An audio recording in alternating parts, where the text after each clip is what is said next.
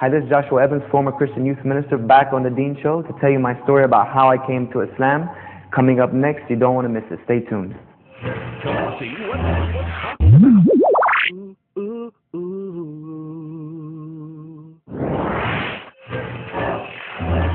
One can never be too cautious.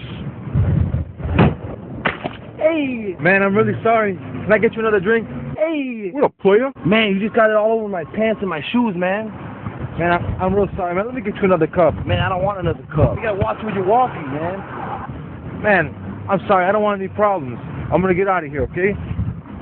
Where you gonna go? Man, please get your hands off me. What you gonna do about it? What you gonna do about it? Enough in your... Ah! Let's go, man. Let's Are we do, okay, man. Yeah, cool, dude, man. Let go of my arm, man. Sorry, Yeah, I got you, man. Ah! I've had enough in your... Oh.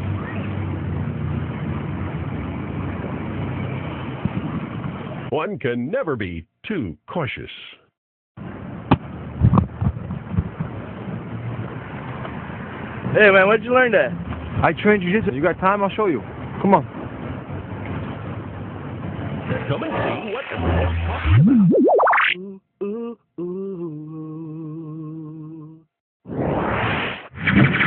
Assalamu alaikum. Salam. How are you? I'm good, very good. Thank you. Praise be to God. Thank you for coming out again. You've been with us before on the Dean Show. A few times. And we're glad that you're back with us again. And we're excited. We want to hear your story. Many of the viewers that tune in regularly to the Dean Show, they've gotten to heard, but many haven't. Yes. So we're going to kind of go back and try to help bring this story to the rest of the world. And we're going to try to let even more people benefit. Really quickly, you were a former Christian youth minister. Yes. And you grew up going to church every day, every other day, because from what we were told before, you actually lived next to a church. Yeah, I lived a couple of houses down from the church. Houses down. So let's start from there. Tell us real briefly, for the people that don't know, most of our viewers know who you are, but for those that don't, tell us a little about yourself, and let's go on into your story and how you came to this beautiful way of life, Islam. Well, as they say about the beginnings, let's begin there. I was born and raised in Greenville, South Carolina, in a very traditional Methodist Christian Southern conservative home. I was raised by my grandparents. My mother had stepped out, and my dad was working 2 jobs, so he was not home a lot. So I spent a lot of time with my retired grandparents, and they were very old-fashioned, as they say. Old-fashioned in the sense, to give you some sense of how old-fashioned they were. Like, girls were a no-no in my house. If I wanted to invite a girl over, it wasn't just just invite a girl over, bring her to my room. My grandmother had to know in advance. Appointment had to be made. She had to meet her first. Then we had to sit in the formal living room. The living room with all the nice stuff where you don't go unless you have company over. And she would either sit in the room and listen to the conversation, or she would sit in the next room, in the dining room where the TV and stuff was, and with the door open and listen. There was no girls in my room, or that was like out. So they were very, very traditional, very old-fashioned, very conservative Southern Methodist family. And they started taking me to church at a very young age. This was something that was always a part of my house. The reading the Bible was always a part of my life. Praying before we ate. My grandmother prayed before we went to sleep. Every time the wind blew, my grandmother prayed. And this is something I grew up hearing all the time. And I went to church every Sunday. I went to Sunday school. My grandmother dropped me off in Sunday school and go do their thing and come out. And when I got older, I started attending the regular services. And then I would say at about the age of 14, maybe 13, 14, getting close to 15, I started attending the Saturday night youth services at the gym at our church. And it wasn't like regular church. It wasn't formal. It was more like we went and we played games, and it was fun interaction. It was all teenagers. It was pizza, sodas, all this fun stuff. And at the end, the youth minister would give like a 30-minute sermon or a 30-minute lecture, about how we need to draw closer to God, something along that nature.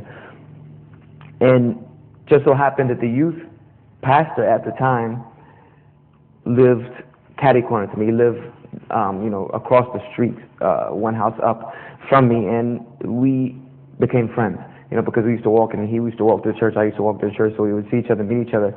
And then in my senior year in high school, when I was 15, he used to give me a ride to school, because this was before I had my my license, and he had his license, he was a senior, so he used to give me a ride to school. And then after he graduated high school, he started going to Bob Jones University, which was and is one of the most conservative, rigorous Bible training colleges in the country. And he was studying textual criticism, which is a field where you go into the Bible and derive from the original Hebrew and Greek.